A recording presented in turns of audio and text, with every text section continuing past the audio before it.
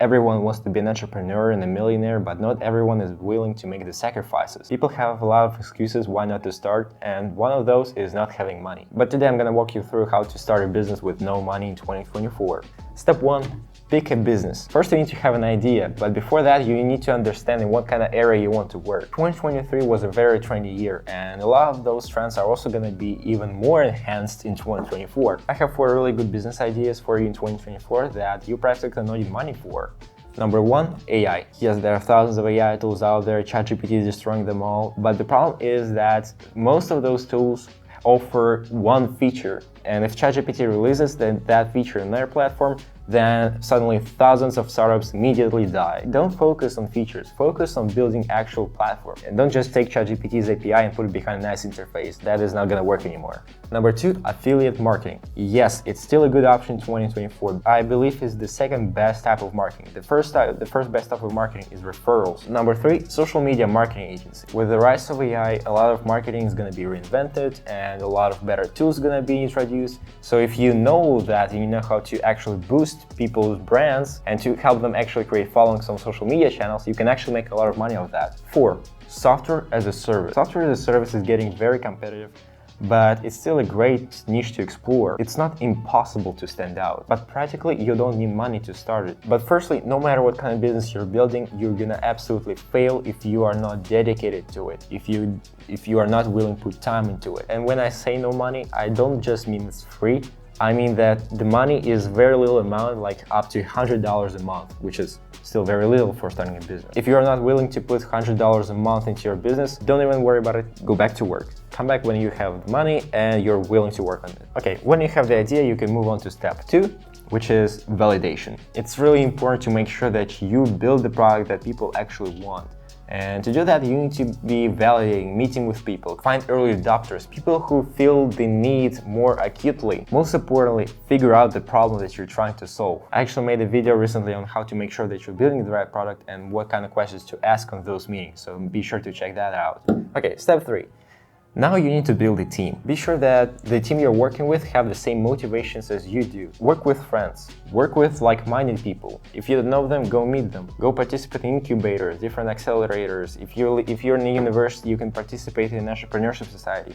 I bet every self-respecting university has an entrepreneurship society. If it's really that bad, there are tons of websites where you can just meet co-founders specifically for a startup. And from my personal experience, it's way better if you know someone and you have common goals with that person. But in any way, make sure you get your partnership agreement down. Partnership agreement is absolutely necessary if things start getting ugly, if you part ways or anything, if someone dies. All of those questions are really important to take care of before things actually happening. You better make sure your team is really world-class because investors really care about them. In fact, it's the second most important thing to them. The first most important thing is money. If you don't want to share the company with them, you can use the concept called IOU, which is pretty much you promising to pay them once you have the money after you're getting the investors or getting the sales. Usually it involves some interest, and also make sure you get all your documents down. If you don't want to do all of that, then make use of freelancing or outsourcing. Okay, step 4, now you need to build the MVP and website. Get at least 5 free customers. First, it's probably better to start handing out your product for free so that people can see what kind of value they're getting. But be sure that you iterate it and you push it out quickly.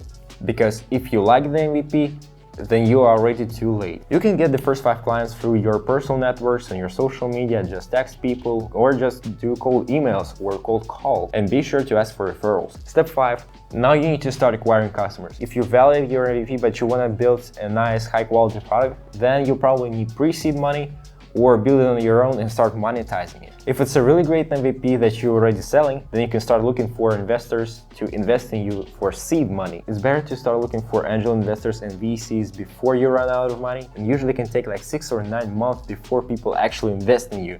So be sure to take that into account. It's not like you can come to them, pitch the product, and they throw their money at you. But before selling, make sure you establish the company. I recommend to establish either a C corporation or a limited liability company to make sure that if you do something, then you're not going to be personally liable, but company is. But if you really do something, yeah, you're still going to be liable. It's kind of separating you from the company. Step 6, seed money. If you want to do something serious, you need money. Make sure you get all your agreements down, one-pager, financials, market research, I advise not to write business plan, just one canvas of business model or one page is enough. If you write 30 pages of business plan, they're just gonna read the summary and skip the rest. I recommend you to have 2 pitch decks, one for emails and one for actual presentation. One for emails have a lot of text, a lot of explanations and all that. For presentations, I recommend you to have as little text as possible, only graphs, pictures and visuals, because the point of that presentation is to actually present. Make sure that your email pitch deck and the presentation pitch decks are different. Don't show up on the presentation with the same pitch deck that you send in your email. It's just not gonna look professional. Title, problem, solution, market, competition, competitive advantage, product, revenue streams, team, funding.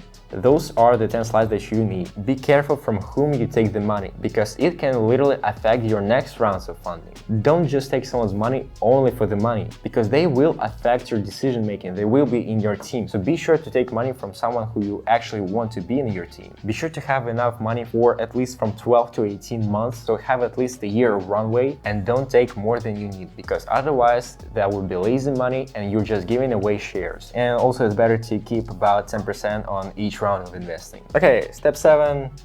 Actual process. Now you got someone who trusts you with their money, you got some clients, you got some money coming in, all that is good. You need to start hiring people, you need to start doing marketing. Even it's better to outsource marketing to marketing agencies. Continue growing, expanding your product or service line. Keep hiring more people, go global. It's really easy to go global with those ideas that we started with in the beginning of the video. Keep raising money as you need. Alright guys, there you have it. 7 steps on how to have your successful startup with no money down, basically. We're actually thinking about having that series where we publish those kind of detailed videos on each step and we walk you through the things we've done and the mistakes we've done and all of that to make sure that you succeed. Starting a business is easy, keeping it what is hard. It takes a lot of dedication, time, hard work and a world-class team.